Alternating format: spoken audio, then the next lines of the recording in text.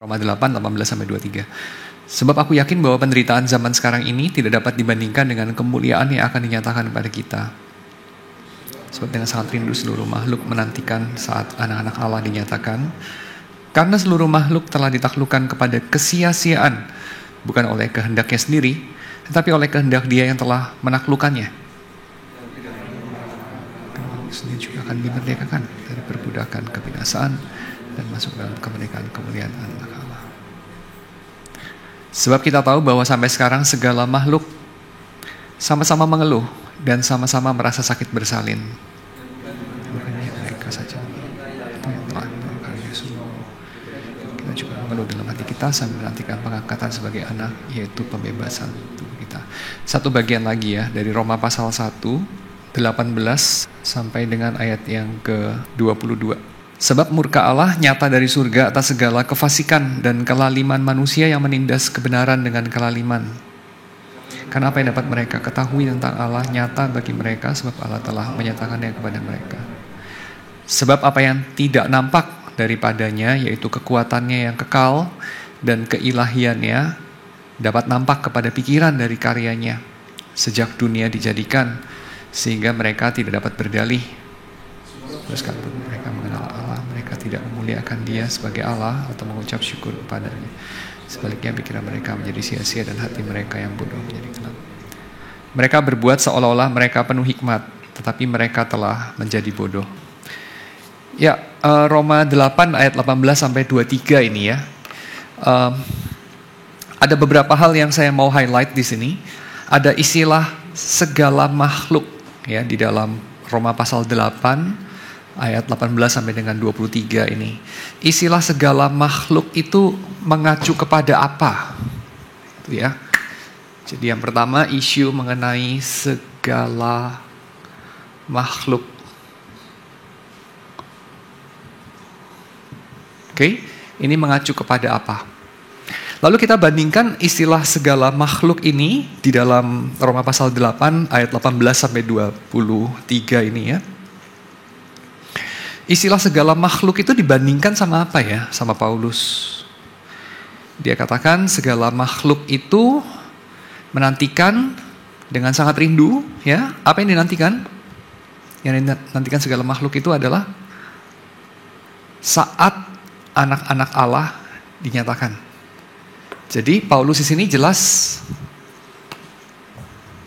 meletakkan segala makhluk itu berbeda dari anak-anak Allah ya.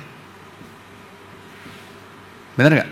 Karena segala makhluk menantikan saat anak-anak Allah dinyatakan. Yang ini menanti, yang ini dinantikan. Ini kan berarti dua subjek yang berbeda ya. Betul? Yang berikutnya, Paulus membandingkan antara zaman sekarang dengan sesuatu yang lain. Apa itu? Zaman sekarang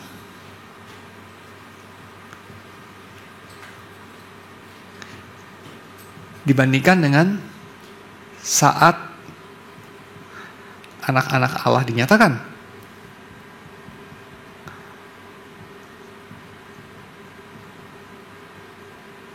Alias mungkin kita bisa katakan kelak. Kalau sekarang ini berarti kini. Itu ya, kini sama kelak dibandingkan segala makhluk dengan anak-anak Allah dibandingkan juga ya, disandingkan. Lalu kemudian apa lagi yang Paulus bandingkan?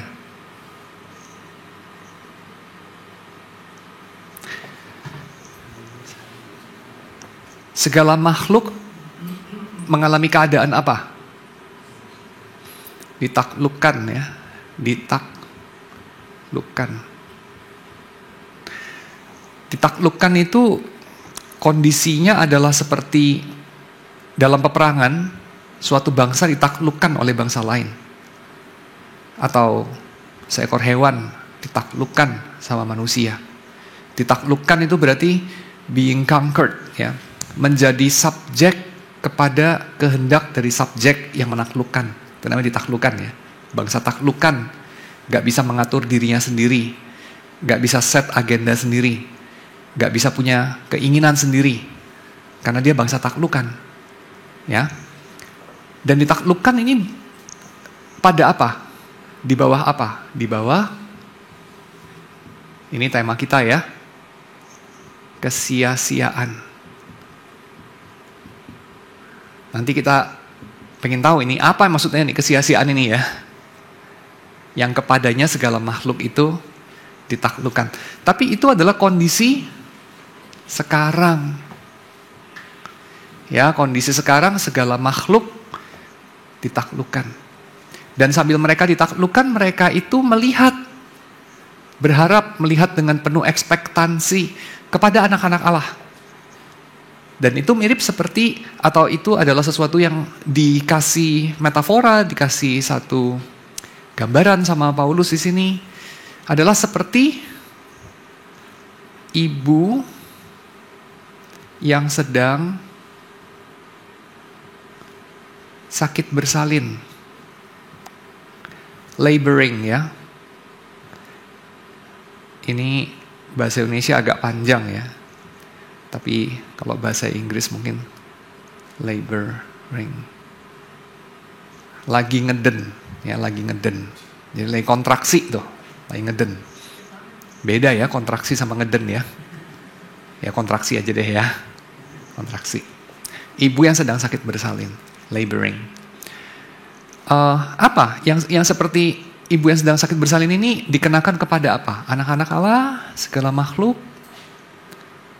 Allah sendiri, Yesus, setiap kita, yang mana? Coba kita lihat lagi dengan teliti. Ayat ke-22, coba kita baca deh. Sebab kita tahu bahwa sampai sekarang, jadi penanda waktunya sampai sekarang, berarti pada zaman sekarang berarti ya, sampai sekarang, up to now, segala makhluk sama-sama mengeluh dan sama-sama merasa sakit bersalin. Dan bukan hanya mereka saja, tapi kita yang telah menerima karunia sulung roh, kita juga mengeluh dalam hati sambil menantikan pengangkatan sebagai anak. So, keadaan merasa sakit bersalin, kontraksi ini ya, dialami sama siapa? Sama keduanya ya. Benar gak? Cukup fair saya bilang sama keduanya. Dialami oleh segala makhluk, dialami oleh anak-anak Allah. Oke, sekarang kita jabarkan satu persatu dulu. Segala makhluk ini apa ya? Ada beberapa pendapat di sini. Ada orang-orang yang mengatakan, misalnya seperti John Geiger atau H. Hamel, Geiger dan Hamel mengatakan segala makhluk itu maksudnya adalah semua manusia. Ya, manusia. Khususnya manusia yang tidak mengenal Tuhan.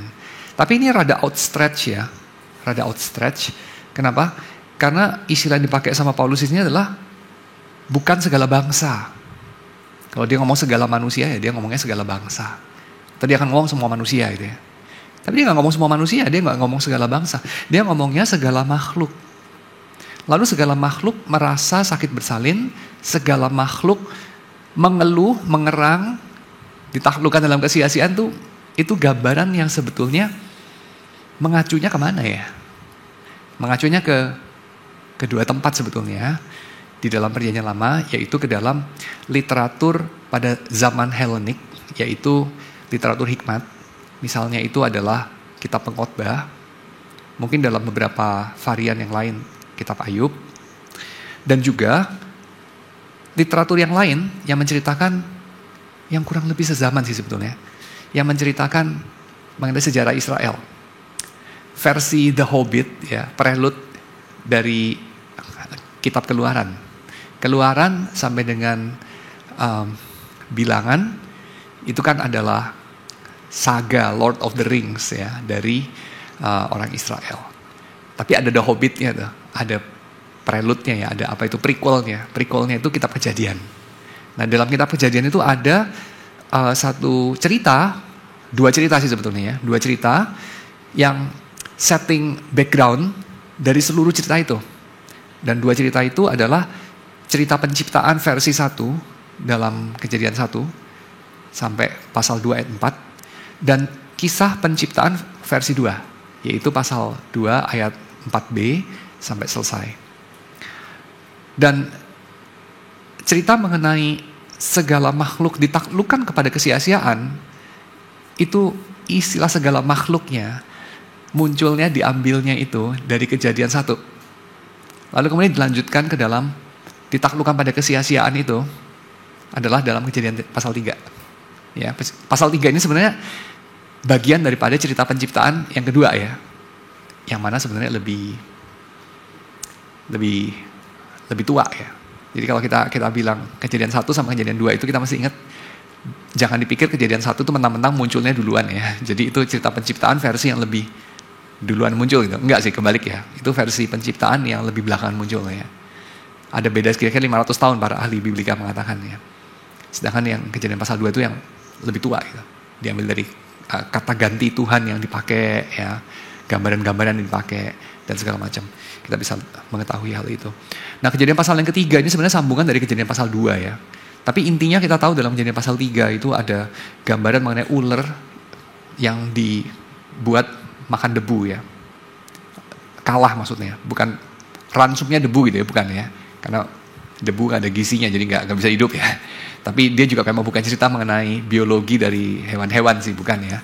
Tapi dia mau ngomong makan debu itu maksudnya itu takluk ya. Menjadi jajahan, menjadi apa itu? Menjadi taklukan ya, makan debu. Jadi kayak orang itu dalam bahasa Inggris itu kan ada istilah ya, orang itu kalau kalah itu dibilangnya apa? Eat the dust ya enggak, eat the dust. Soalnya apa sih? Soalnya kalau orang kalah yang kena gebuk gitu ya, atau kena tusuk tombak gitu, atau apalah gitu. Dia kalah itu dia jatuh musruk gitu kan. Nah jatuh musruk itu kan mulutnya nempel ke tanah gitu ya. Jadi akhirnya kan makan debu gitu. Nah itu jadi istilah yang dipakai itu. Untuk ular. Jadi ular tuh bukan maksudnya itu mulai dari hari itu ular tuh makanannya debu gitu ya. Enggak sih. Orang Israel juga mikirnya enggak kayak gitu ya. Ular tuh makanannya debu gitu. Bukan. Tapi maksudnya itu ular tuh kalah gitu. Kalah dia. Ya. Nah jadi ditaklukkan kepada segala kesia-siaan. Dan yang ditaklukkan tuh segala makhluk. Itu versi cerita penciptaan. Ya, baik cerita penciptaan 1 maupun 2. Khususnya 2 sih sebenarnya. Yaitu cerita penciptaan yang di pasal 2 dan disambung dengan pasal 3 itu. Dan ini juga di highlight ya sama cerita refleksi mengenai kehidupan versinya orang-orang Yahudi di dalam masa pembuangan ya, pada masa setelah pembuangan maksudnya post exilik, yaitu dalam bukan kisah sih sebenarnya, tapi refleksi yang dibikin sama pengkhotbah ya. Jadi pengkhotbah itu kan kasih apa sih? Refleksi, bukan kenang-kenangan, apa itu kayak esai gitu ya, esai filosofis mengenai kehidupan. Dan dalam esainya dia banyak mengulang kata-kata itu ya, sia-sia gitu. Ya, sia-sia. Dan kata yang sama dipakai di sini ya, di dalam terjemahan bahasa Indonesia yang kurang lebih isinya sama sih. Kesia-siaan itu. Jadi kayak adanya satu perasaan frustrasi, bukan sia-sia dalam arti sama sekali tidak bermakna ya, maksudnya sia-sia versinya nihilisme gitu ya, sama sekali bukan itu. Tapi sia-sia dalam pengertian ada suatu hasrat untuk mencapai kepenuhan hidup, tapi sampai mati hasrat itu nggak pernah terpenuhi. Ya, hidup itu terasa tidak memuaskan, hidup itu terasa hampa. Tapi orang yang mengatakan hidup itu terasa hampa, masa sih dia sama sekali nggak pernah merasa bahagia? Kamu percaya nggak ada orang yang dari lahir sampai mati nggak pernah bahagia? Kamu percaya ada orang kayak gitu? Iya nggak tahu sih ya. Untuk mengetahui kita mesti wawancara semua orang yang pernah lahir, kayaknya nggak realistis. Tapi saya tebak kayaknya nggak terjadi sih. Maksudnya nggak ada lah orang kayak gitu. Karena setidaknya waktu dia masih kecil, rata-rata anak kecil pernah bahagia lah ya. Walaupun anak kecil yang lahirnya di tempat yang sangat sengsara gitu ya, kayaknya mereka bisa bahagia juga. Saya masih ingat waktu saya masih usia 20-an itu, saya ngajar di sebuah sekolah di daerah Kapuk gitu ya. Kalau pulang itu lewat daerah namanya Kandang Babi gitu. Jadi baunya itu udah jangan tanya lah. Bau babi lah gitu ya. Bukan babi yang harum ya, tapi babi yang kurang harum karena masih hidup babinya. Nah, daerah Kandang Babi itu di bagian pinggiran itu sungai yang warna hitam. Dan kalau lagi pasang naik lalu hujan itu seringkali sungainya luber juga ya. Nah di sungai yang warna hitam itu di atasnya itu banyak rumah penduduk di sepanjang jalan. Dan di rumah penduduk itu ya tentu namanya rumah penduduk ya, banyak manusianya. Dan manusianya itu diantaranya itu masih kecil-kecil, anak kecil. Satu hari saya lewat sana seperti biasa, lagi hujan, dalam mobil ada AC-nya bersih, dan saya lihat di luar, anak-anak itu lari-lari di jalan, bahagia mukanya. Padahal saya bayangin kalau gue di luar gitu pasti gak bahagia banget gue. Udah kehujanan, jorok, bau gitu ya. Dan kayaknya nanti pulang juga tempatnya kayak gitu. Rumahnya tuh di atas sungai yang hitam gitu. Tapi mereka bahagia loh. Masa sih anak kecil itu pura-pura ya? Kita pura-pura show off. Mungkin ada live Instagram gitu, kita lagi syuting gitu. Enggak lah. Belum zaman Instagram waktu itu ya. Mereka benar-benar bahagia gitu. Jadi saya kira nggak ada lah ya orang yang benar-benar tidak pernah bahagia. Ada lah ya. Kebanyakan orang itu pernah lah. Cuman mungkin sekarang dia tidak sebahagia dulu, kira-kira gitu ya. Atau dia tidak sebahagia yang dia pernah mengalami gitu. Tapi orang itu ya semua pernah bahagia lah. Jadi kalau dibilang hidup sama sekali nggak ada maknanya, hidup itu kayak percuma aja gue hidup, mati aja. Kayaknya nggak selalu begitulah, ya nggak selalu begitu ya. Ada masa-masa di mana orang itu tidak mengalami keadaan seperti itu. Dan ini artinya ya saya kira yang dikatakan orang-orang seperti Kohelet ya, atau juga yang nulis Kejadian pasal 2 dan 3 ya. Bukan bahwa hidup itu sepenuhnya nggak punya makna gitu ya. Hidup itu sepenuhnya ya seperti Albert Camus bilang,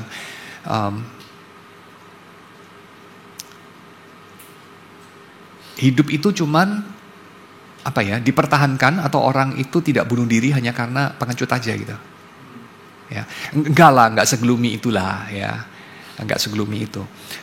Keadaan yang lebih realistisnya itu adalah orang itu ya menemukanlah ada makna di sini sana ya, alasan untuk hidup di sini sana. Cuman memang jauh lah ya dari harapan dia. Ya, itu aja. Jauh dari harapan dia. Dan harapan dia itu juga harapan yang bukan dia kepingin juga sih. Maksudnya bukan dia memilih untuk punya harapan begitu ya. Sepertinya itu sesuatu harapan yang tertanam dalam hati manusia. Hampir semua manusia lah boleh dikatakan. Semua manusia yang sehat punya harapan itu secara merata gitu. Ya, semua orang. Kaya dan miskin, sehat dan cacat, pinter maupun bodoh. Ya, orang-orang yang powerful maupun yang powerless. Ya. Tertindas maupun yang menindas. Semua jenis orang lah. Rata-rata itu punya pengharapan mengenai hidup gitu. Ya, anak kecil waktu lahir itu penuh harapan gitu ya. Orang tuanya penuh harapan tentang anaknya gitu. Ya. Tapi mereka mendapati setelah melewati hidup ya sekian lama, kayaknya pengharapannya itu banyak yang mengalami kayaknya nggak terpenuhi gitu. Ya, nah itu kira-kira ya kesia-siaan semacam itu. Dan kesia-siaan semacam itulah yang dialami semuanya, walaupun itu bukan mereka itu diciptakan untuk itu gitu, bukan. Ya, jadi mereka semua mengalami, tapi seharusnya mereka nggak gitu. Ya, itu. Dan ini yang saya kira ingin diutarakan sama Paulus ya, waktu dia mengatakan segala makhluk mengeluh, merasa sakit bersalin, tetapi bukan tanpa pengharapan. Dan bukan tanpa ekspektasi. Mereka ada ekspektasi mereka adalah apa? Adalah mereka akan dibebaskan. Pengharapan mereka apa? Pengharapan mereka kepada anak-anak Allah akan dibebaskan oleh Tuhan sendiri, dan mereka somehow akan berpartisipasi dalam keadaan yang bebas itu ya. Ini adalah tafsir yang dipilih sama Ernest Caseman ya. Caseman salah seorang penafsir Perjanjian Lama yang terkenal. Caseman mengatakan bahwa ketika Paulus mengatakan segala makhluk, penekanan itu justru adalah keselamatan itu meliputi dunia non-manusia, ya, meliputi non-human worlds, non-human creatures. Kenapa? Karena di dalam dunia Perjanjian Lama ini penting ya. Tuhan tuh menciptakan juga Leviathan, ikan-ikan di laut, burung-burung di udara, hewan-hewan di hutan, hewan melata, ya, sapi-sapi. Tuhan menciptakan semuanya. Dan Tuhan mencintai semuanya. Dan Tuhan memberi makan mereka. Mazmur 19, ya, Mazmur 104. Tuhan itu bukan hanya Tuhan atas manusia, tapi Tuhan atas alam liar. Ya, atas semuanya. All creatures, great and small. Tuhan adalah Tuhan atas semuanya. Dan memelihara, kasih providensia kepada semuanya. Ya, kita melihat mereka juga berespon pada Tuhan. Misalnya pohon-pohon bersorak-sorai, Mazmur 96 ayat 12. Bertepuk tangan, Yesaya pasal 55 ayat 12. Sungai-sungai itu berespon kepada Tuhan, Mazmur 98 ayat 1 ya, padang belantara bersukacita, padang belantara, Yesaya 35 ayat 1 dan seterusnya. Ya, jadi alam itu digambarkan sebagai somehow dengan cara mereka, ya tentu enggak sama dengan cara kita, tapi dengan cara mereka. Para penulis Perjanjian Lama itu menggambarkan mereka itu berespon kepada Tuhan. Dan mereka turut menderita karena pemberontakan kita. Ya, caranya bagaimana enggak pernah disebutkan ya, karena ini pembahasannya cuma secara puitis saja. Nah, sekarang kita fokus kepada kesia-siaan ya, kepada kesia-siaannya. Alam itu ada sisi gelapnya ya. Jadi ini tentu dipahami sebagai pada mulanya Tuhan tidak menciptakannya begitu. Misalnya di dalam alam ini ada kekejaman. Beberapa orang katakan kekejaman itu ya proyeksi atau personifikasi dari manusia aja gitu. Alam itu sendiri nggak kejam apa-apa gitu. Tapi itu personifikasi manusia. Misalnya kayak ada hewan-hewan yang memakan anaknya. Ada hewan-hewan yang memakan anak dari hewan lain. Ya. Itu kejam. Ada beberapa orang katakan enggak lah. Itu sesuatu yang alamiah gitu. Kayak misalnya kalau kamu mengamati ikan-ikan ya. Mungkin di antara kamu ada yang pelihara ikan di akuarium ya. Ikan tuh kadang-kadang makan anaknya kan. Begitu menetas dia makan itu. Pernah lihat ikan makan anaknya? Cukup sering ya. Saya dulu suka miara ikan itu. Ikan makan anaknya itu wajar banget itu. Kalau hewannya sudah level lebih tinggi gitu, mamalia makan anaknya. Bukan nggak ada loh. Itu terjadi juga loh. Lebih jarang ya. Kita kalau lihat lebih ngenes gitu ya. Ngelihat ikan makan anaknya kita kayak, kok dimakan gitu ya. Tapi lihat anjing makan anaknya kita kayak, langsung horor gitu. Karena kayak lebih dekat kerabatnya sama kita gitu kan. Kita nggak maki orang ikan lo gitu kan, nggak kan? Tapi kayak anjing lo gitu ya, lebih dekat gitu kan. Jadi kalau mamalia makan anaknya kita kayaknya lebih miris. Gitu. Tapi hewan itu nggak cuman capable of makan. Makan itu kan kayak kalau lagi lapar, lagi desperate terus dia makan. Enggak loh. Kadang-kadang mereka melampiaskan kekejaman gitu. Ya, sepertinya ya. Tentu kita nggak tahu karena kita nggak tahu apa sih yang ada dalam benak hewan-hewan itu kita nggak tahu ya. Jadi kita nggak bisa memastikan. Tapi sepertinya itu nggak ada gunanya gitu yang dia lakukan. Ya, misalnya ya. Kamu mungkin pernah melihat ada laporan-laporan dari saya lupa sih saya baca di harian apa ya, tapi ada laporan-laporan dari Afrika ya, dari Kongo kalau salah, Kongo Basin ya. Itu ada satu tempat di mana di situ ada hutan lindung untuk menjadi reservasi dari simpanse. Lalu masalahnya adalah penduduk itu makin banyak. Jadi perkampungan itu makin mendekati hutan lindungnya simpanse ini. Dan kedua, simpanse ini kelaparan gitu. Somehow, nggak tahu kenapa. Mungkin perubahan iklim, jadi terus buah-buahan di pohon atau pohonnya itu kekeringan, lalu macam-macam lah ya. Jadi intinya simpanse ini kelaparan dan penduduk juga makin banyak. Sehingga daerah mereka itu makin mendekat gitu. Dan kalau manusia bisa diatur ya.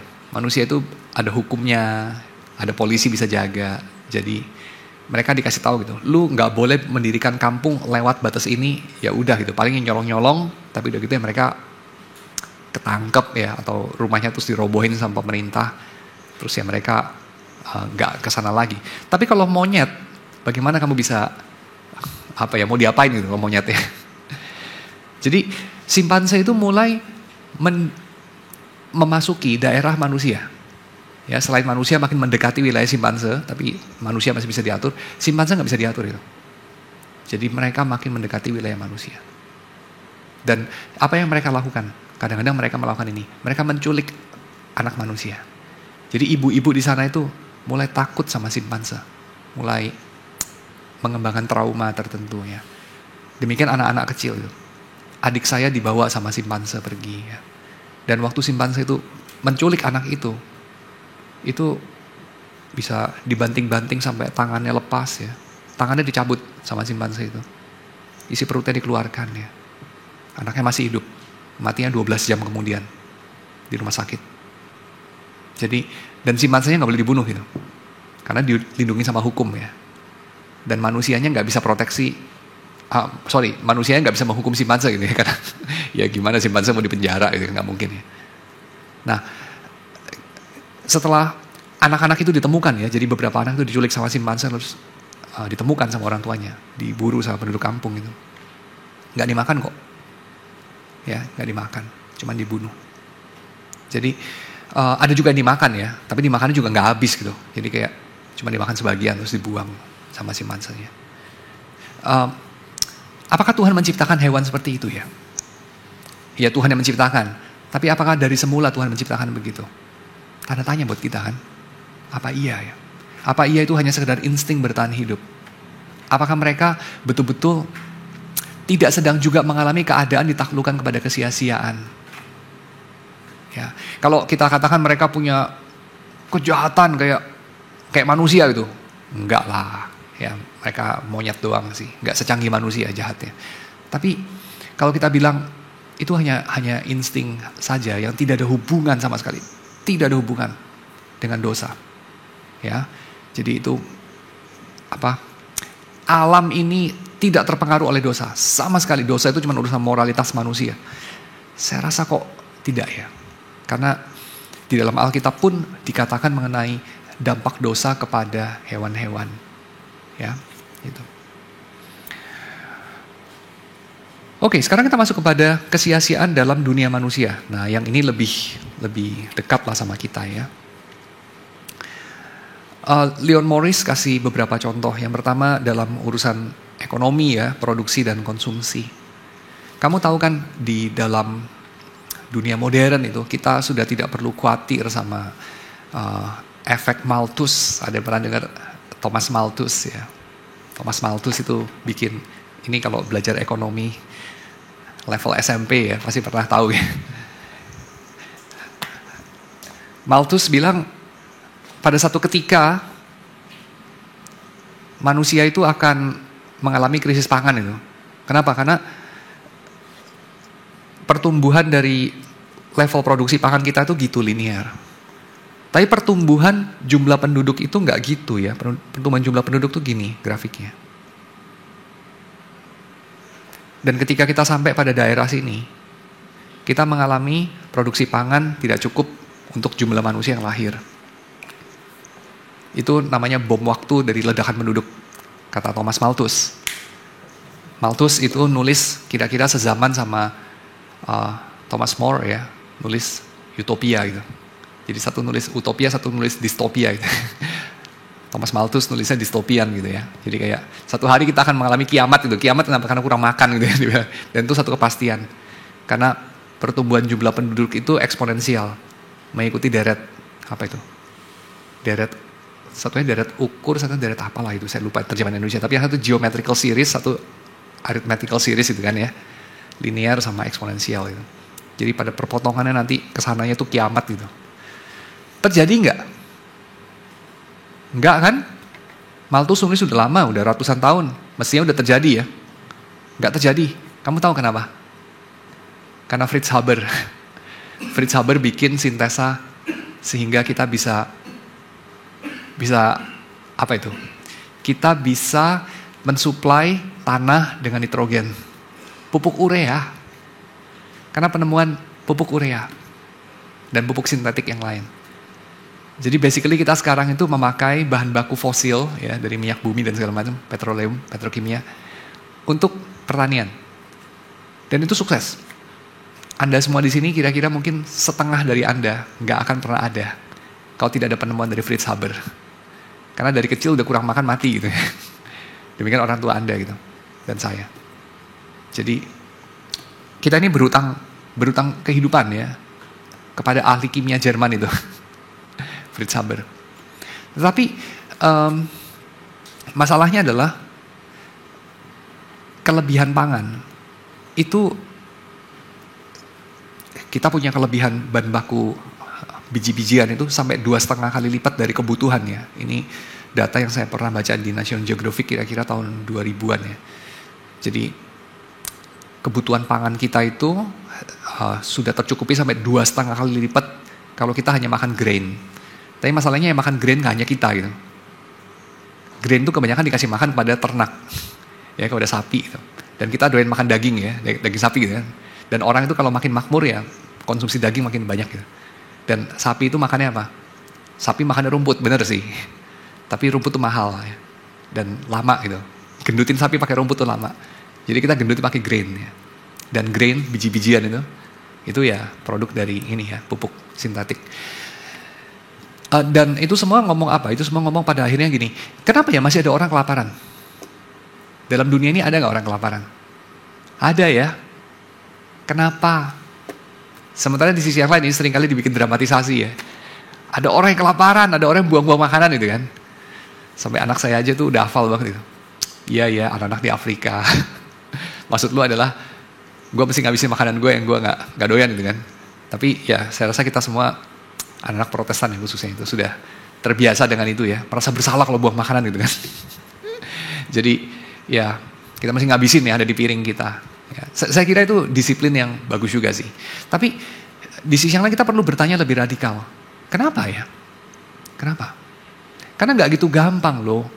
Kamu drop kelebihan ekses kamu punya hasil pertanian ke negara-negara miskin di Afrika, itu gak menyelesaikan masalah gitu. Kalau mau drop gitu aja gampang ya, dari helikopter bawa itu semua kelebihan-kelebihan dari supermarket ya. Drop semua ke sana kan, pakai parasut. Tapi itu akan mematikan mereka punya petani di situ. Ya, mereka ngapain bertani, ngapain kita mengusahakan sesuatu, ya kita berharap mana turun dari langit aja gitu ya. Dikirim dari negara maju, dikirim dari negara makmur gitu kan. Yang mana mereka juga buang anyway dan jadi sampah.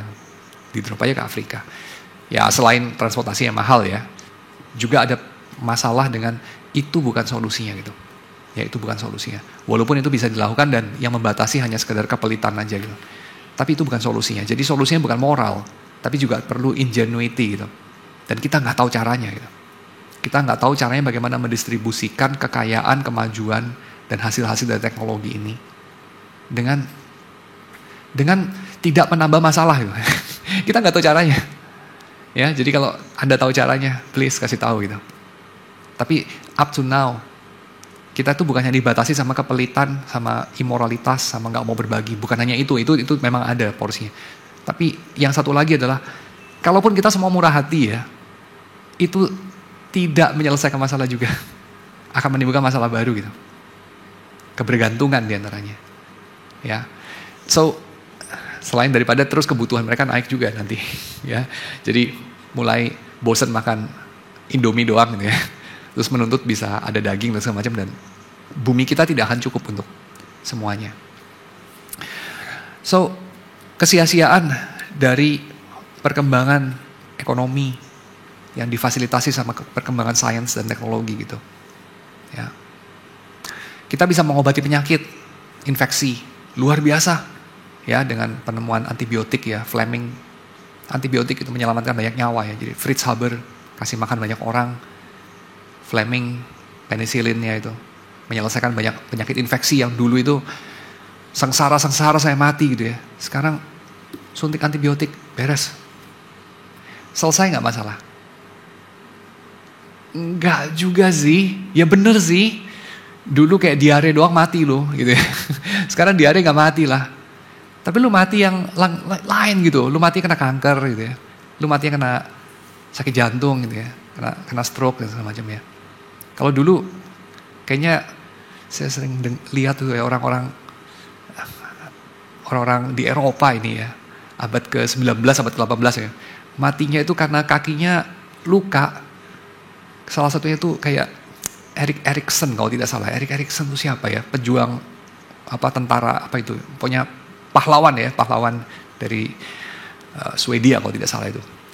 Erik the Red atau Erik Erikson, saya agak lupa. Dia tuh mati gara-gara dia bertempur, dia potong kepala dari salah seorang musuh dia, terus kepalanya dia bawa pakai kuda ke kampung halaman, dia bawa pulang gitu sebagai trofi. Tapi kepalanya itu giginya tongos. Jadi si musuh dia tuh giginya tongos. Terus giginya tuh melukai kakinya dia waktu dia naik kuda. Terus sampai di kampung, luka di kakinya itu memburuk, infeksi, nggak ada antibiotik, dia mati. Mati digigit sama orang mati gitu. Itu kan kayak konyol banget gitu ya. Jadi musuhnya tuh menang sama dia walaupun udah mati gitu. Gara-gara kesombongan dia mau bawa kepala musuhnya itu pulang gitu. Itu semua kan nggak ada ya. Pada abad 20 itu nggak akan terjadi itu. Suntik antibiotik beres. Tapi apakah kemajuan kita itu bikin bikin hidup ini sudah jadi surga gitu? Enggak gitu. Masalah baru muncul ya. Di antaranya kita sekarang ini makan ikan, makan plastik juga gitu kan. Makan ikan, makan plastik ya. Menghirup udara, menghirup juga debu-debu polutan itu dari macam-macam. Di antaranya mungkin salah satu ironis ya, adanya kenaikan polusi itu karena batu bara punya power plant, dan kenapa listriknya digedein salah satunya karena mau pakai energi yang bersih gitu. Listrik ya. Jadi ya beberapa kesia-siaan gitu. Walaupun mungkin kenaikannya tidak terlalu signifikan, 5%. Signifikan juga sih sebetulnya. Tapi still, ya ada ironi-ironi di sana. Ekonomi ya. Kemajuan politik. Kita ini punya sistem yang paling bagus, kata Francis Fukuyama ya, The End of History. Pada akhirnya, absolute geist-nya Hegel itu memanifestasikan dirinya ya di dalam zaman akhir. Apa itu zaman akhir kita? Liberal demokrasi ya. Demokrasi liberal. Itu zaman akhirnya. Kata Fukuyama, dia tulis The End of History tahun 90-an ya, 99 masa dia tulis. Lalu tahun 2001 orang-orangnya Osama bin Laden bikin 911 itu, 2 menara runtuh itu. End of history dalam arti kemenangan demokrasi liberal gitu setelah robohnya tembok Berlin. Mulai dari awal lagi gitu ya. Jadi dalam politik itu kayaknya nggak kemana-mana kita masih sama barbarnya seperti orang-orang di zaman Romawi gitu. Kalau kita lihat beberapa hari ini ya, berita yang sedang naik daun itu kan serangan dari Hamas ke pemukiman di Israel itu kan, ya kurang lebih kita nggak bisa menyelesaikan masalah dengan segala kepandaian kita. Ya, kita nggak bisa selesai masalah itu. Ya. Yang salah siapa itu kan, ya masing-masing mengatakan yang salah mereka gitu ya. Tapi apa betul itu? Hanya satu pihak yang salah ya? Kan tidak. Bagaimana menyelesaikannya itu pertanyaan yang lebih penting gitu. Tak seorang pun tahu gitu. Tak seorang pun tahu gitu. Pada dunia ini ya, kalau kita bilang masalah edukasi, masalah keilmuan, masalah kerapian dari mendokumentasi teori-teori, verifikasi dan segala macam, jauh lebih canggih daripada 300 tahun yang lalu ya. Kita canggih banget sekarang ini. Edukasi itu jauh lebih meluas itu. Sejak Gutenberg bikin mesin cetak, buku-buku jadi murah ya, sistem edukasi massal dan segala macam. Kita ini jauh lebih educated daripada 500 tahun yang lalu. Tapi masalahnya kurang lebih sama gitu. Kita nggak bisa menyelesaikan konflik tanpa berdarah-darah gitu. Ya, jadi dalam politik perlombaan senjata ya, ini juga kita melihat penuh dengan kesia-siaan. Negara kalau nggak punya senjata, nggak punya kesiapan militer, ya nggak punya bargaining position ya, nggak punya kekuatan. Senjata nuklir itu memangnya buat dipakai gitu. Coba senjata nuklir pernah dipakai itu berapa kali ya? Kayaknya lebih sering dicoba daripada dipakai beneran. Dipakai beneran kan cuma baru 2 kali itu. Hiroshima, Nagasaki. Setelah itu ada lagi nggak dipakai? Nggak ada, semua percobaan kan, termasuk SAR bomba dan segala macam itu. Itu kan percobaan aja itu. Kalau dipakai beneran soalnya kiamat gitu. Rusia luncurkan rudal nuklir ke Amerika gitu. Ya kiamat lah dia kiamat, Amerika juga kiamat itu. Dan kita semua sengsara gitu kan. Jadi ya nuklir itu kan orang bilang itu MAD, yang bikin dunia damai pada tahun 80-an itu adalah MAD skenario, MAD ya. Yaitu mutually assured destruction gitu. Jadi kehancuran yang sama-sama dijamin kiamat kira-kira gitu ya. Dijamin kiamat bikin masing-masing orang menahan diri gitu. Gua tembak lu bakal tembak gua gitu. Ya. Jadi itu sesuatu yang kayaknya penuh kesia-siaan juga, bener gak sih? Kita kalau tidak ada budget untuk militer, negara kita diinjek-injek. Ada budget untuk militer, kita juga nggak mau pakai kok. Kita mau perang, lu mau perang. Semua orang tahu perang itu tidak menguntungkan siapa-siapa kecuali pembuat senjata ya. Pembuat senjata yang tidak ikut perang, nah itu untung dia. Tapi orang yang ikut perang itu ya sengsara lah, dua-dua itu. Ya. Jadi ya ini penuh kesia-siaan ya. Secara sosial dari level mikro lah ya. Ini saya mewakili aja mungkin suara-suara yang Anda punya gitu, khususnya yang udah punya anak agak gede gitu kan. Masa saya akan datang sebentar lagi. Kalau Anda makin tua ya, Anda dari muda ke arah makin tua, Anda itu belajar banyak dari kesalahan, benar gak? Saya udah pernah gagal di sini, saya udah pernah ngalamin ini, saya gagal, saya tahu, pelan-pelan. Ada akumulasi dari hikmat. Anda tidak se-confident waktu muda, tidak sesombong waktu muda, tapi juga tidak sebego waktu muda.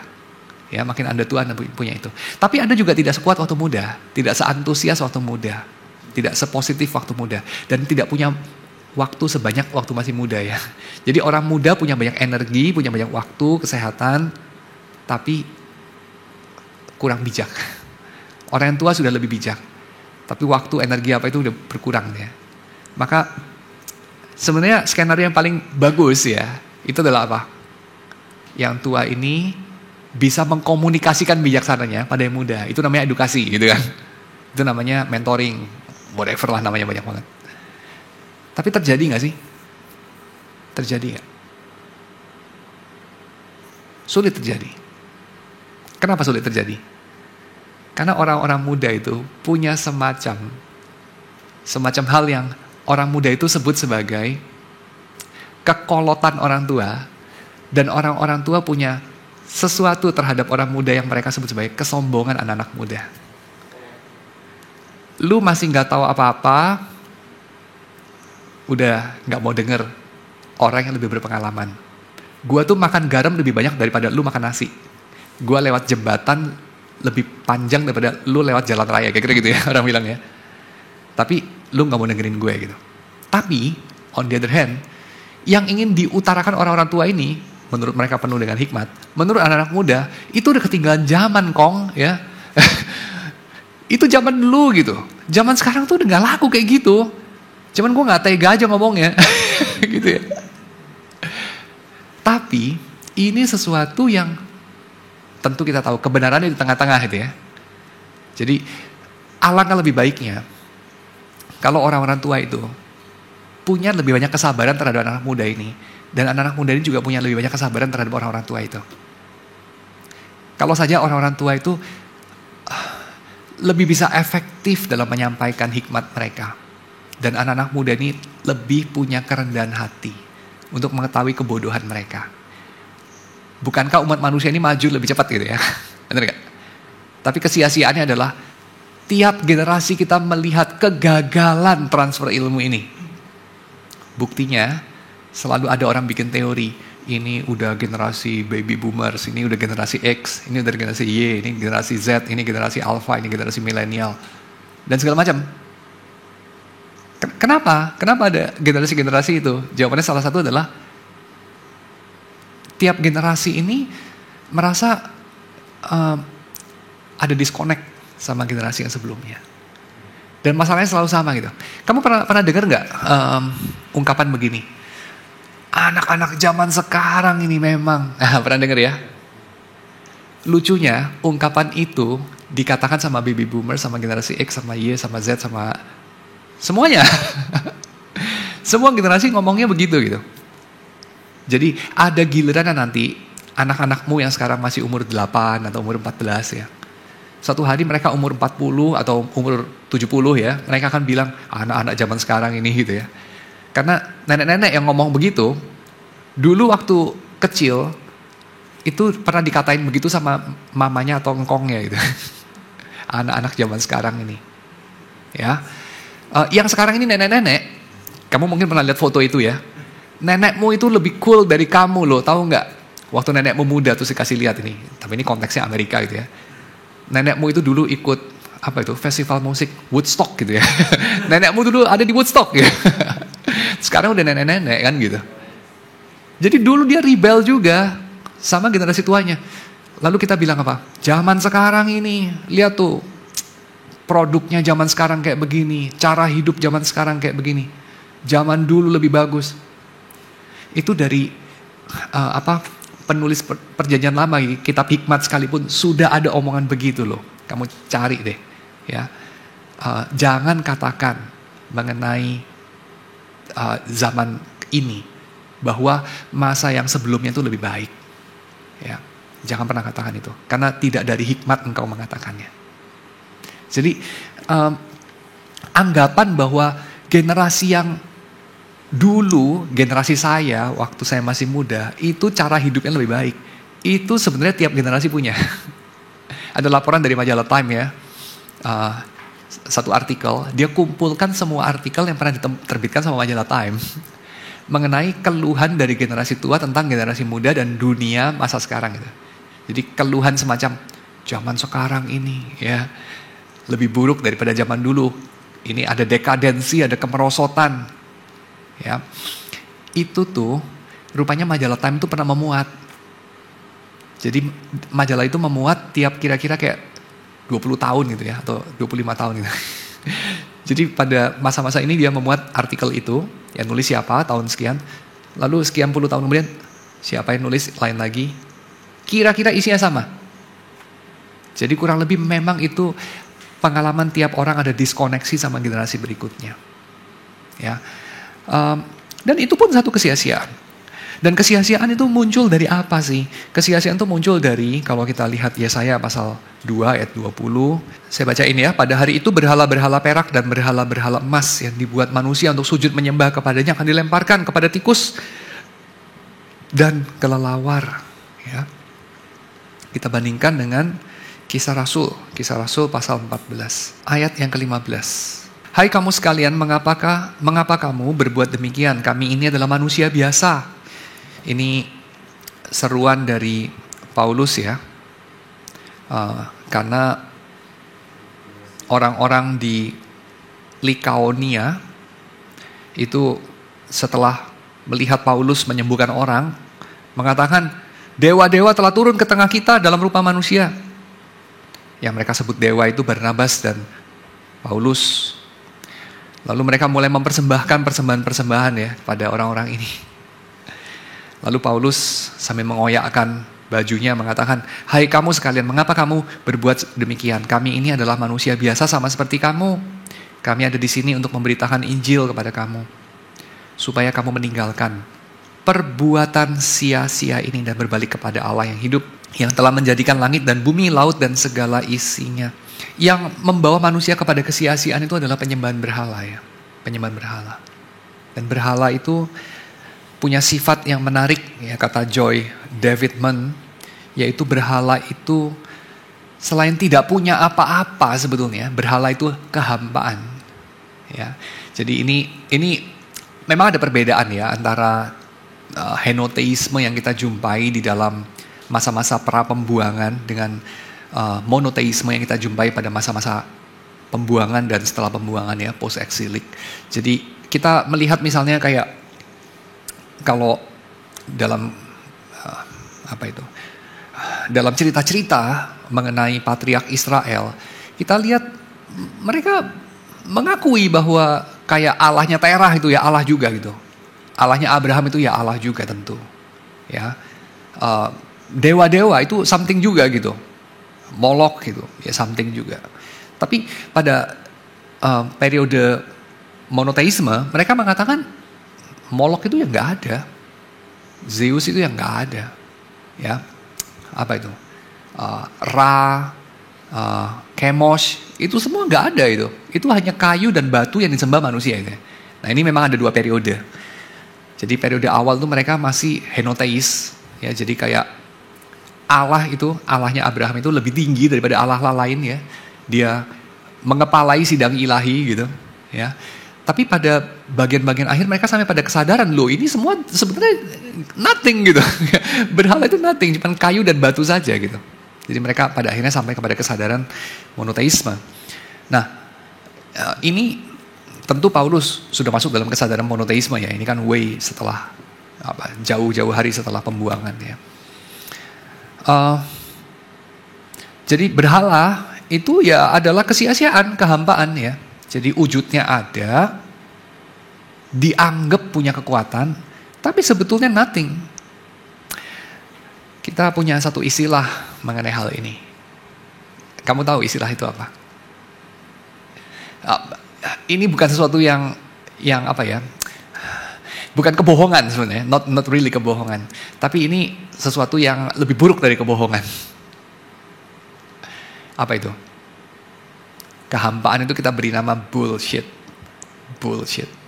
Ya, bullshit itu ya secara literal adalah apa itu ya? Tainya sapi jantan gitu ya.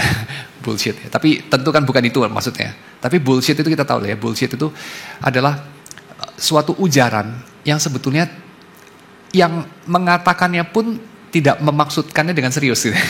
It's just bullshit gitu ya. Itu tidak sama dengan kebohongan itu.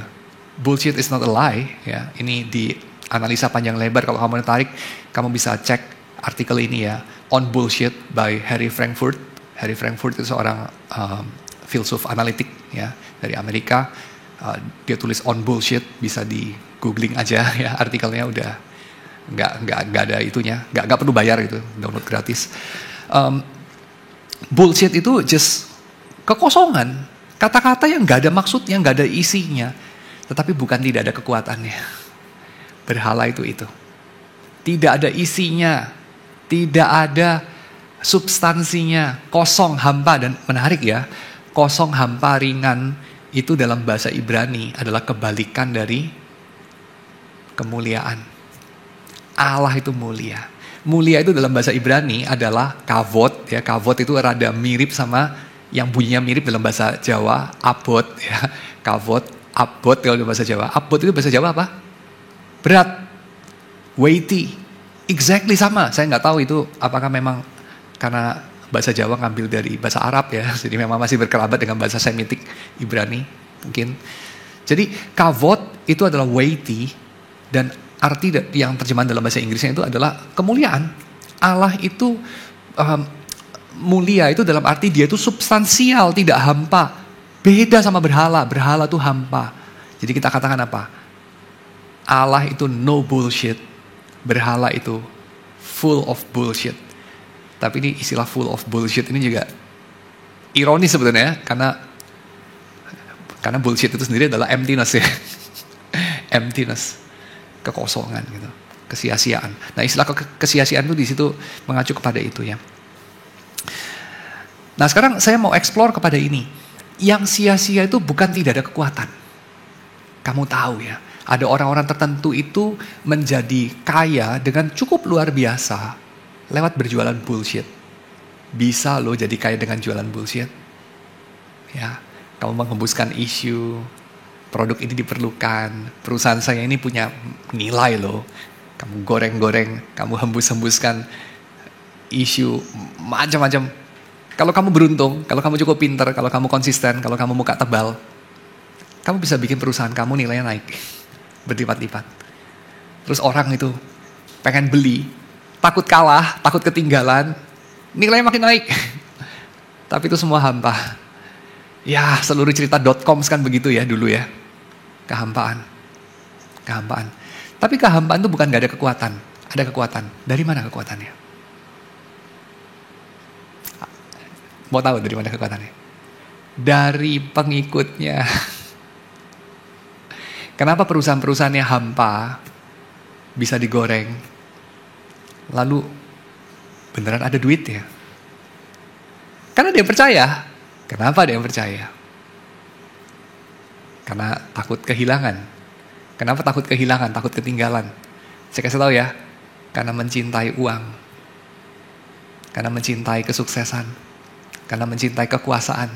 Lebih daripada kebenaran, integritas, rasa keadilan, dan respect sama diri sendiri. Orang itu kalau mencintai uang, seringkali bisa tidak punya respect sama diri sendiri. Lihatlah pada saat Black Friday, apa itu yang di Amerika itu, saya juga nggak pernah ikut-ikutan. Tapi kira-kira kamu tahu lah ya, orang camping-camping di depan toko itu kan. Nungguin toko dibuka, begitu toko dibuka mereka masuk kayak air bah gitu kan, sampai kaca pecah-pecah, orang injek-injekan. Hayya, dapetin apa gitu? Dapetin iPad, harga 12 juta turun jadi 10 juta gitu. Injek-injekan kayak gitu, hayya. Tapi banyak loh yang mau loh. Banyak loh yang mau. Kenapa ya? Coba pikir. Ya, takut kalah gitu ya, takut ketinggalan, seru-seruan gitu kali ya, keserakahan, nggak tahu lah apalah. Tapi intinya ya, kita tahu sekarang, kekuatan daripada kehampaan ini datang dari mana? Datang dari orang yang ngikut, datang dari follower. Alias, berhalamu itu hampa, tapi bukan nggak ada kekuatan, karena kekuatannya kamu yang supply. Ini skema Ponzi lah. Ya, ada yang supply. Jadi logo itu sendiri tidak ada kekuatannya. Kekuatannya dari kita juga yang bodoh. Makanya penyembah berhala itu Paulus katakan sebagai bukan dia tentu saja penyembah berhala itu jahat ya, tentu salah, tentu dosa, tentu menjijikkan dan semacamnya. Ya, of course. Tapi di atas semuanya, secara konsisten Alkitab itu pakai satu istilah untuk penyembahan berhala. Kamu tahu apa? Kebodohan. Kenapa dibilang kebodohan? Masih ingat cerita orang kaya yang bodoh itu ya? Dia itu hidup untuk duitnya, lalu pada hari terakhir dia bilang, lumbungku sudah penuh, aku sudah aman. Tersedia banyak untuk jiwaku sampai bertahun-tahun ke depan. Lalu Tuhan bilang, aku akan mengambil jiwamu hari ini. Lalu untuk apakah itu semua? Lalu label yang diberikan kepada orang itu adalah dia itu nggak dibilang jahat, nggak dibilang dia itu kejam, nggak dibilang dia itu apapun gitu ya. Tapi dibilang dia itu bodoh. Kenapa bodoh? Karena dia menjual dirinya yang mulia, yang substansial, untuk kasih makan berhala yang hampa. Dan sebetulnya yang dia sembah dari berhala itu, kekuatannya dari para pengikutnya, termasuk dirinya sendiri.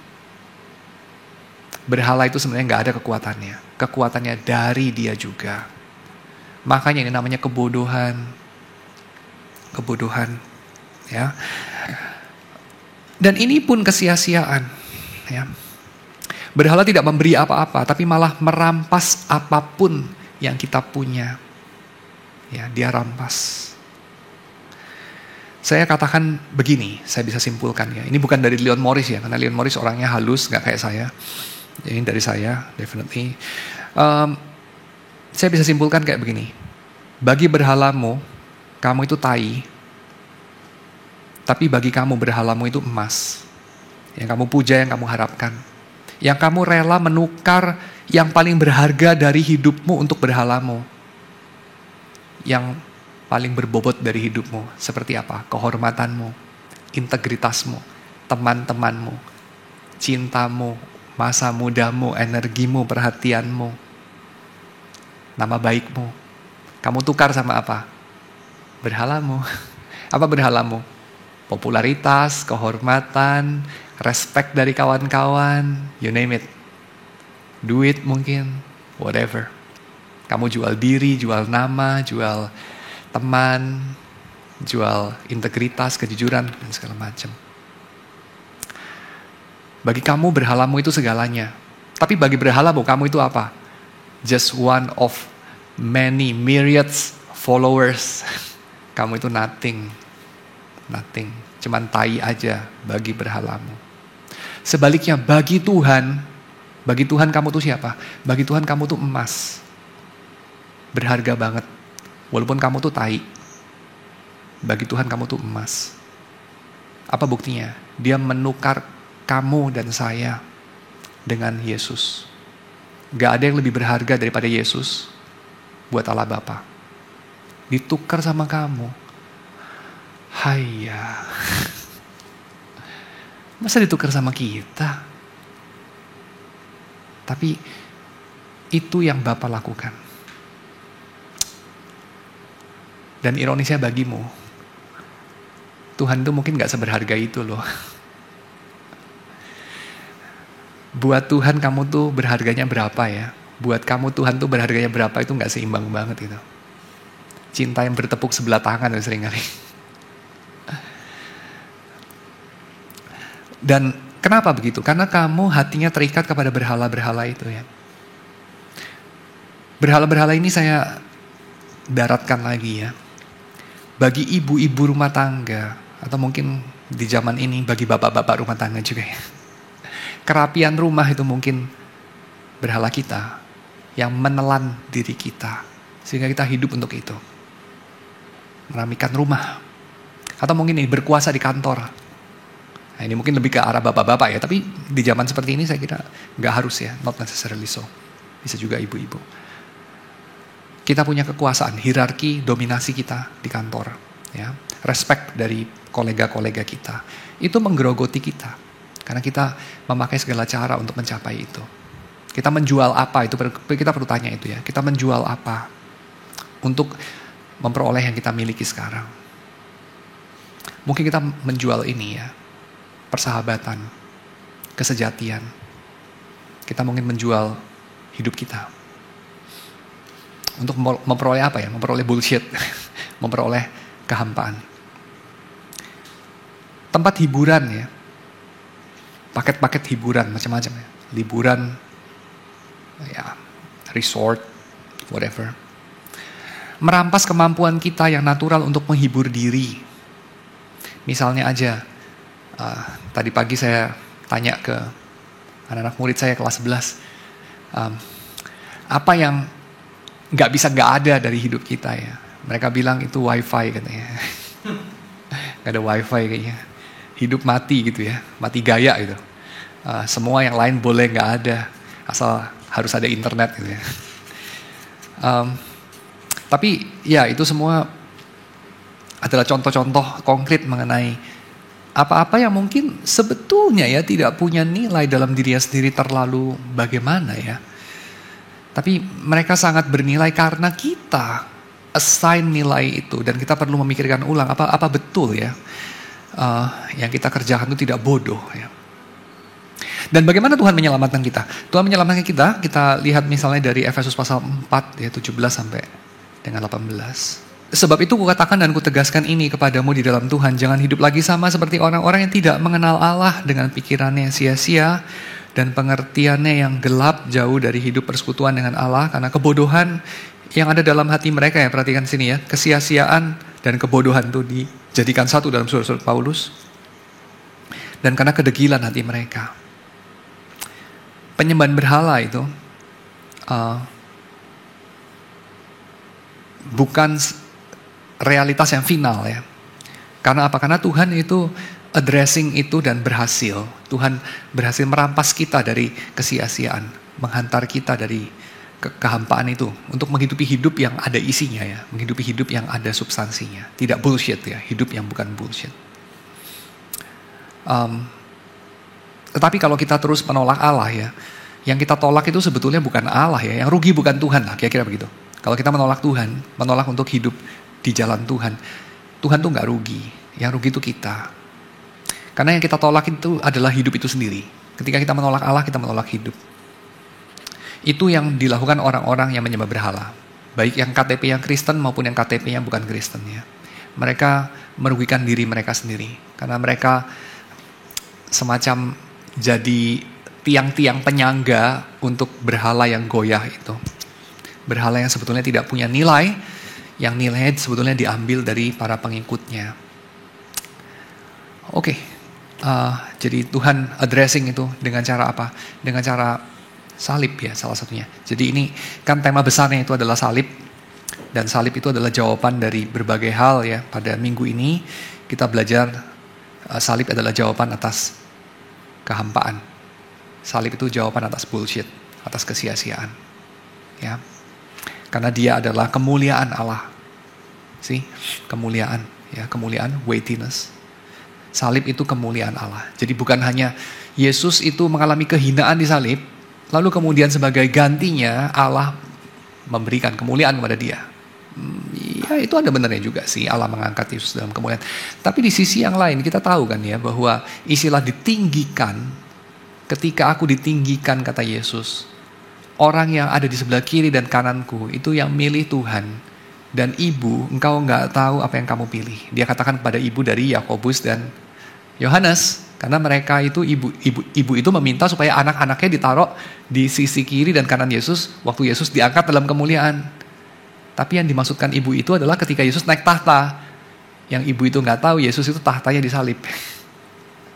Dan yang ada di sebelah kiri dan kanan Yesus sudah ditentukan oleh Allah, yaitu perampok di sebelah kiri dan kanannya.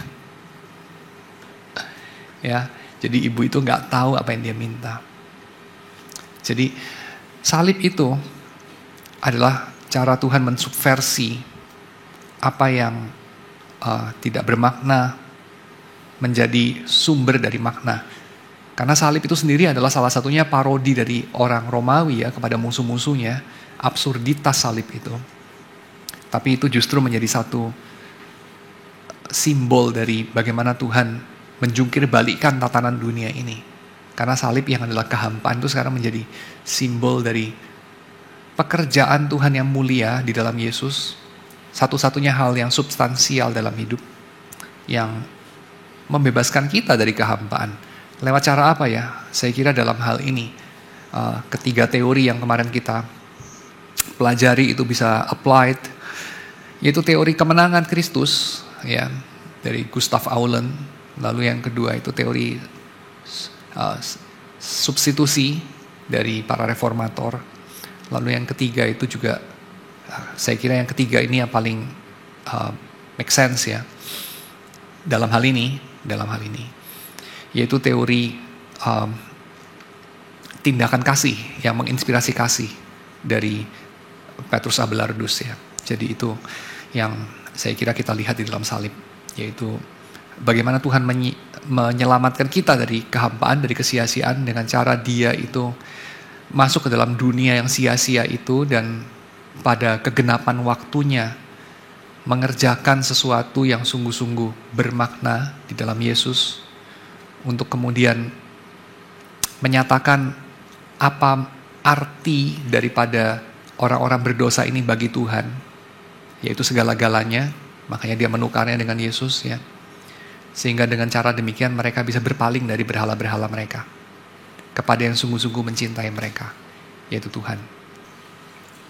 Pak, ini saya jadi kepikiran ini kan banyak tuh orang bilang kan kalau kamu tuh jadi Tuhan tidak akan bertindak kalau jika Tuhan tidak akan mau menolong kamu jika kamu sendiri nggak mau ada usaha.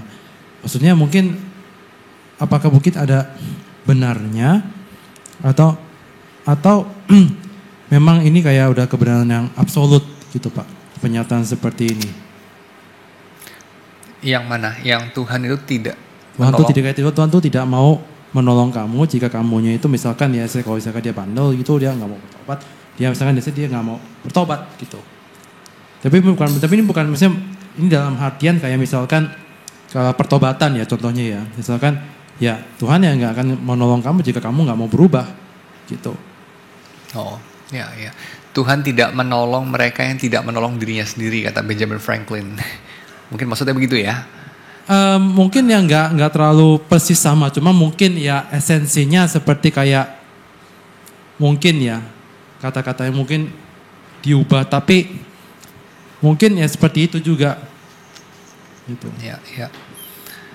Ya, saya kira kenyataannya adalah Yesus itu datang tanpa diundang. Dan bukan setelah manusia itu menggenapkan pembayarannya lalu Yesus baru sudi datang gitu ya. Yesus itu datang bukan kayak artis-artis kelas dunia gitu ya. Kamu bikin dealing sama dia mau bayar berapa, venue musiknya di mana dan segala macam. Lihat dulu dong perlengkapan lu, kesiapan lu, mampu nggak lu kira-kira sudah memenuhi semua syarat itu baru superstar datang gitu ya. Yesus kan nggak kayak gitu ya. Siap nggak siap gue datang gitu kan. Waktu dia bayi itu ya, dia datang pada saat Israel itu juga tidak siap menerima keberadaan dia, malah dibunuh ya waktu dia datang kan. Jadi ya tentu dalam hal itu tidak berlaku Tuhan itu menolong mereka yang menolong dirinya sendiri gitu ya. Kan nggak berlaku itu. Jadi Tuhan menolong mereka yang malah tidak siap itu kan. Apa itu?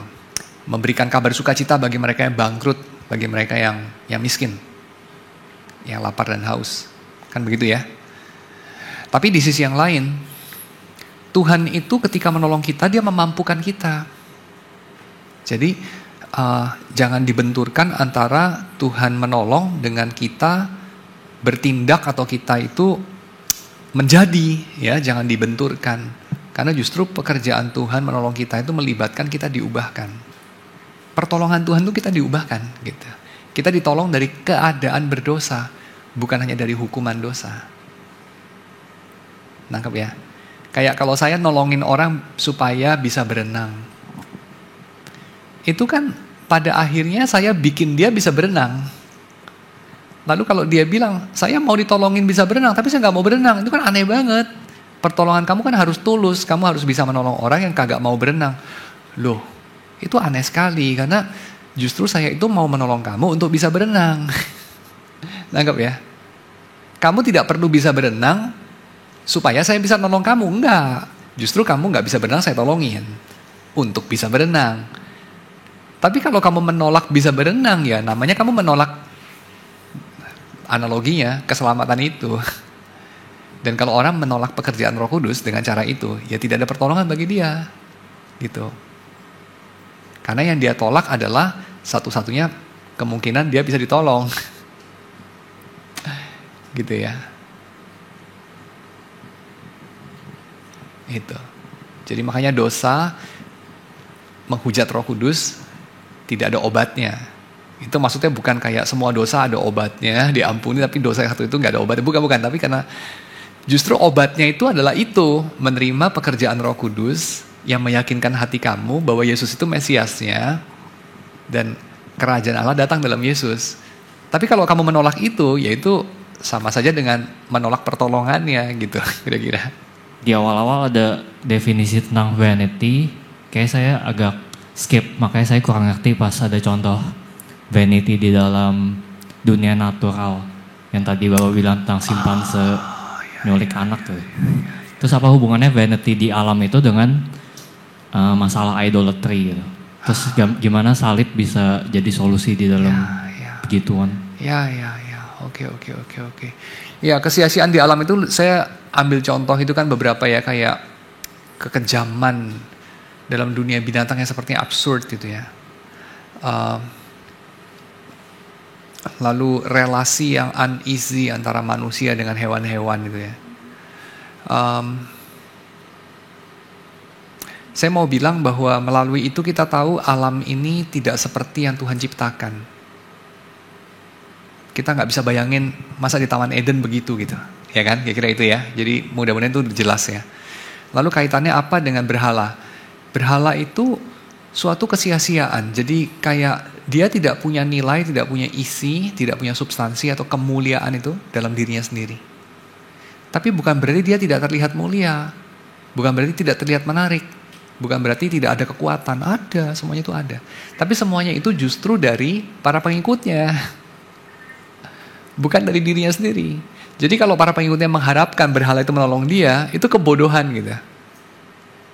Ya, jadi itu pun suatu, pertanyaan kamu adalah, apa hubungannya itu sama kesia-siaan dalam dunia hewan itu ya?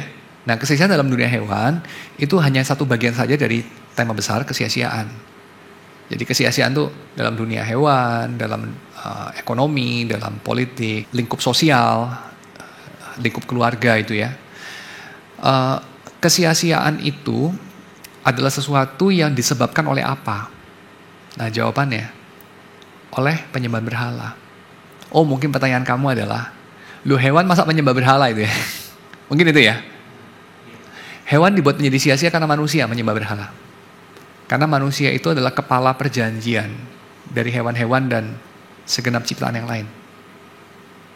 Manusia itu, Adam itu adalah perwakilan dari segenap ciptaan, baik dalam perjanjian kerja di dalam Adam maupun dalam perjanjian Noahik ya, di dalam cerita Nuh itu, Kejadian pasal 9. Manusia itu kepalanya. Dan karena manusia itu menaklukkan diri pada kesia-siaan, maka segenap makhluk itu ditaklukkan ke dalam kesia-siaan. Gitu. Jadi somehow, kenapa bisa ada absurditas dalam dunia hewan? Karena salah kita gitu. Somehow. Tapi itu hubungannya apa sama simpanse kok makan bayi-bayi manusia itu ya? Nah itu hubungannya memang agak rumit ya. Tapi somehow mungkin ada hubungan dengan ini ya. Pemukiman mereka makin mendekat gitu. Dan perilaku-perilaku yang mungkin ya saling intervensi antara mereka gitu. Nah itu mungkin. Tapi ini cuma salah satu spekulasi saya sih. Lalu apa atau bagaimana Yesus menjawab? Saya kira cukup jelas ya. Yesus menjawab dengan mengasihi kita, dengan menjadi pengganti bagi kita, gitu. Dengan memenangkan pertempuran dengan si jahat. Nah itu. Jadi tema Kristus Victor, tema substitusi dan tema tindakan kasih ya, act of love. Bahwa apa yang mereka sembah itu adalah kesia-siaan dan hampa kosong. Sepertinya akan marah ya. Pasti. Karena dia bisa merasakan, bahkan lucunya dalam satu kumpulan malah dia yang bersaksi banget, dia diberkati bagaimana dia menyembah berhala seperti itu dari mamahnya sampai sekarang, dari neneknya dia, mamanya, bahwa semakin sukses lah usaha bertoko, kerjaan dan semua hidupnya. Lalu kalau langsung dibilang di mananya dia hampa, apakah pasti hatinya yang hampa dan kosong, gak memiliki pengharapan? Oh iya. Iya, hatinya pasti hampa, tapi yang saya maksud dalam pembahasan ini, dan yang saya kira dimaksudkan Leon Morris dalam pembahasan ini, adalah keseluruhan eksistensi dia, bukan cuma hatinya. The whole thing, the whole business of mengejar duit pada akhirnya dikubur di petak 2x1 gitu. Leo Tolstoy punya satu cerita yang saya kira sangat terkenal ya. Judulnya adalah berapa luas tanah yang dibutuhkan seseorang. Ada yang pernah baca cerita itu? Cerita agak pendek itu, dalam kumpulan cerita-cerita pendeknya Leo Tolstoy. Berapa luas tanah yang dibutuhkan seseorang. Jadi kira-kira dia menceritakan begini. Ini singkat aja ya. Ada seorang saudagar mendengar kabar bahwa Tsar akan memberikan tanah seluas apapun yang kamu bisa jalani keliling dari matahari terbit sampai matahari terbenam. Ya. Tapi kalau kamu tidak kembali pada titik yang sama sebelum matahari terbenam, semua sia-sia. Atau bahkan kamu punya harta, kamu punya tanah, semua disita sama negara. Jadi kamu udah punya tanah misalnya ya 1 hektar ya. Terus kemudian kamu ikut perlombaan ini, lalu kamu jalan, jalan. Tapi terus sampai di sini terus kamu ini, mau balik ke titik semula karena udah terlalu serakah gitu ya, nggak keburu gitu ya. Terus cuma sampai ke sini gitu, nggak balik ke sini. Semua harta yang kamu punya 1 hektar kayak 2 hektar semua disita negara gitu. Tapi kalau kamu mau aman, ya udah jalanin aja segini, udah dapat tambahan segitu gitu. Ya. Nah, ada seorang saudagar, dia yakin betul dia bisa jalanin tanah segede gini, dia udah perhitungkan semua ya. Wah, dia jalan sepanjang hari. Tapi yang dia nggak hitung, dia udah tua gitu. Jadi jalan keliling, dia udah hitung ini sampai matahari terbenam, dia sambil lihat matahari makin terbenam. Itu pasti dia bisa sampai ke sini. Makin sini jalannya makin payah dong di jalan seharian. Tapi juga matahari makin mau terbenam dan dia makin tegang dan dia jalan terus sampai akhirnya di titik yang semula. Dia tergeletak, putus nafasnya. Lalu bujangnya menggendong dia, menggali lubang 1 kali 2 meter, ditaruh di situ. Dia kuburkan tuannya. Lalu jawabannya, berapa meterkah dibutuhkan oleh seorang manusia? Jawabannya 2 kali 1. Leo Tolstoy. Very interesting. Nah, ya kita tahu kesia-siaan dalam arti itu, berhalanya dia sia-sia. Absurditas dari semuanya. Itu yang dirayakan, yang ditulis dengan penuh ratapan sih sebenarnya sama pengkhotbah ya. Itu. Absurditas dari banyak kelakuan manusia gitu ya. Yang mungkin kelakuan kita juga sih. Mungkin kelakuan kita juga sih. Absurditas. Nah, ini berhala di sini nggak cuma berhala kayak patung disembah-sembah ya, kasih apalah hiu gitu ya. Nggak cuma itu ya. Itu malah kayak nggak tentu itu berhala loh. Dalam arti itu mungkin cuma ikut-ikutan, mungkin cuma kayak berbakti sama orang tua aja gitu, kayak nggak mau nyinggung orang, mungkin cuma itu aja gitu maknanya. Dan nggak tentu orang Kristen tidak menyembah berhala. Berhalanya mungkin dia punya ego, mungkin dia punya apalah pembuktian diri dan segala macam. Mungkin dia punya pelayanan, jadi berhala. Ya kita berdoa ya. Tuhan, kami bersyukur untuk PA kami pada sore hari ini, pada malam hari ini, kiranya Engkau yang membebaskan kami dari segala berhala kesia-siaan kami, kiranya Engkau yang memerdekakan kami pada waktunya seturut dengan pengharapan yang terkandung yang Engkau tanamkan dalam hati setiap makhluk-Mu. Tolong kami untuk boleh menyadari bahwa segenap makhluk yang Engkau ciptakan mengarahkan pandangannya kepada kami, anak-anak-Mu ini. Sementara mereka merindukan kami ini mengalami pembebasan tubuh kami. Sehingga pada saat itu, kelak, segala makhluk itu pun sendiri akan dibebaskan dari perbudakan kesia-siaan mereka. Kami menyerahkan anak-anak-Mu yang sudah Engkau beli dengan harga begitu mahal, supaya kami ini boleh juga lebih menghargai diri kami, lebih menghargai gambar dan rupa Tuhan di dalam diri kami, supaya kami ini melakukan hal-hal yang terhormat, supaya kami ini melakukan hal-hal yang seturut dengan panggilan kami, dengan kemuliaan daripada identitas kami sebagai anak-anak-Mu di bumi ini. Terima kasih ya Tuhan, di dalam nama Yesus kami berdoa. Amin.